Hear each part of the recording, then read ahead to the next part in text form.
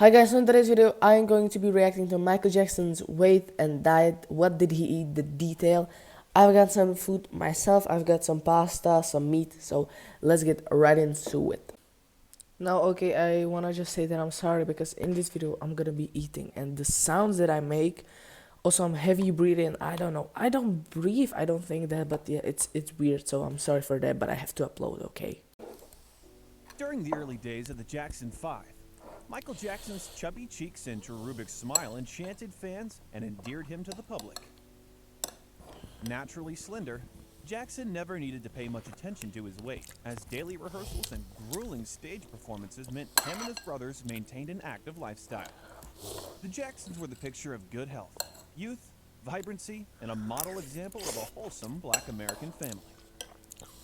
According to his mother, Catherine, when Michael was at home, he would eat normally, take care of himself, and keep fit by shooting hoops with his brothers on their driveway.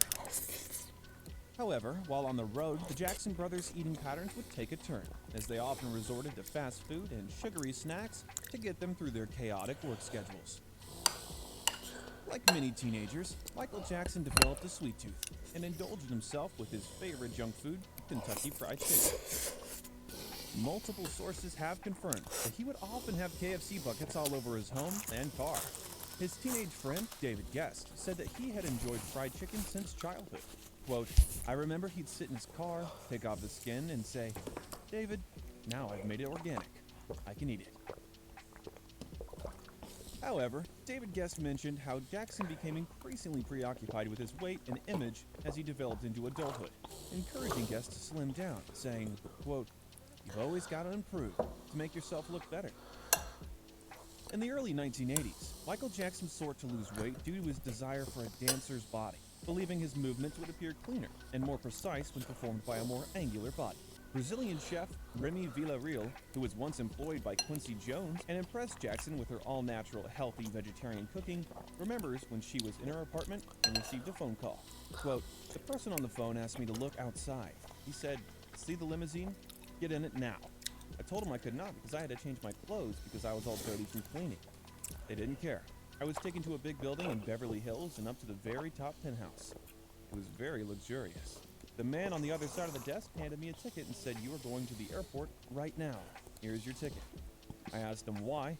He explained to me that Michael Jackson was having stomach aches and specifically requested me to be his nutritionist on the Victory Tour.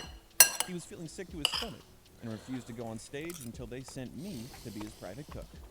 They were all very nervous. They said they were losing millions of dollars in canceled shows, and I had to go right then." Years later, when Michael Jackson chose to embark on his subsequent solo tours, his doctor insisted that he go on a strict high-protein diet, including fish, so that he'd be able to keep his stamina up, which Michael reluctantly agreed to. In later conversations, Jackson stated, quote, "What turns me off is that I don't like eating anything that used to be alive and now it's dead on my plate. I want to be a strict vegetarian, but my doctors keep trying to throw in chicken and fish."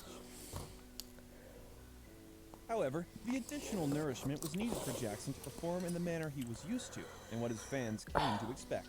It was reported that Jackson's high-energy performances were so physically grueling, he lost weight every time he performed. After each show, it was said that he lost between 8 to 10 pounds. His dresser, Michael Bush, even had pants with different waist sizes that Jackson would change into during those shows. The tour director would help by cutting up Jackson's chicken porn. Karen Fay, his makeup artist and friend, said in an interview that she could actually see his heartbeat through his skin chest.